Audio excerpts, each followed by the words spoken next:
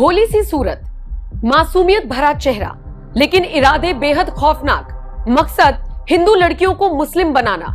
नाम अमरीन और आफरीन। मेरा अब्दुल ऐसा नहीं है कहने वालों को अब समझना होगा कि अब्दुल के साथ साथ सकीना, रेशमा, आफरीन, नाजरीन वैसी ही हैं, बल्कि अब्दुल से भी 4 कदम आगे हैं। यकीन नहीं होता तो भोपाल से सामने आए खौफनाक कांड को सुनिए, देखिए और फिर आंकलन कीजिए कि मकसद पूरा करने के लिए अब सिर्फ भाईजान ही नहीं बल्कि भाभी जान भी जुट गई हैं। अब लव जिहाद एक्सपोज हो चुका है तो फ्रेंड जिहाद शुरू किया गया है। अब जिहादियों से ज्यादा जिहादिनों से हिंदू लड़कियों को खतरा है। ये बात हवा हवाई नहीं है, सबूतों के साथ ये खबर देखिए।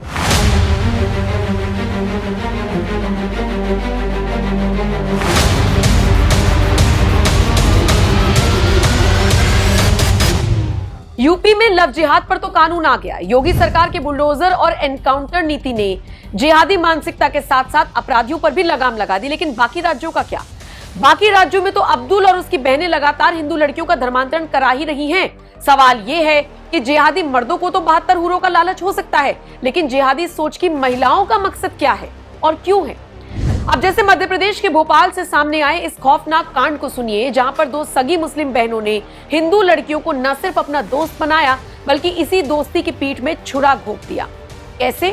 पहले उनको नौकरी दिलाने का बहाना दिया, फिर उनके साथ धोखा कर उनकी अर्धनग्न तस्वीरें खींची, फिर इन्हीं तस्वीरों के जरिए हिंदू लड़कियों को न सिर्फ दूसरे मजहब के लड़कों के सामने परोसा गया बल्कि किसी को भी बताने पर जान से मारने की धमकी दी गई। अब पीड़ित महिलाओं की शिकायत के आधार पर अमरीन, आफरीन समेत 5 लोगों के खिलाफ FIR दर्ज हुई है। इनमें से 2 बहनों और एक चंदन नाम के लड़के को गिरफ्तार भी कर लिया गया है।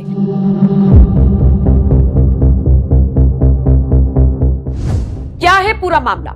मध्य प्रदेश के भोपाल में 3 लोगों को गिरफ्तार किया गया है। इनमें 2 सगी बहनें अमरीन और आफरीन हैं और एक चंदन नाम का लड़का है। 5 लोगों के खिलाफ FIR हुई है धर्मांतरण और दुष्कर्म के आरोप में। आरोप है कि दोनों सगी बहनें हिंदू लड़कियों को फंसाती थी। पहले दोस्ती करना और फिर नौकरी और फिर शुरू होता था असली खेल। दोनों बहनें गरीब परिवारों की लड़कियों को निशाना बनाती थी, बाद में ब्लैकमेल कर मानसिक और शारीरिक शोषण कर पैसा कमाती थी। जब लगातार शोषण होने लगा और कहीं से कोई रास्ता नजर नहीं आया तो पीड़िता ने हिम्मत करके पुलिस के सामने आपबीती सुनाई। पीड़िता का कहना है कि 2023 के एक मॉल में मेरी मुलाकात अमरीन उर्फ माहिरा से हुई। अमरीन ने मुझे 10,000 रुपए महीना पर बच्ची को संभालने का काम दिलाने की बात कही।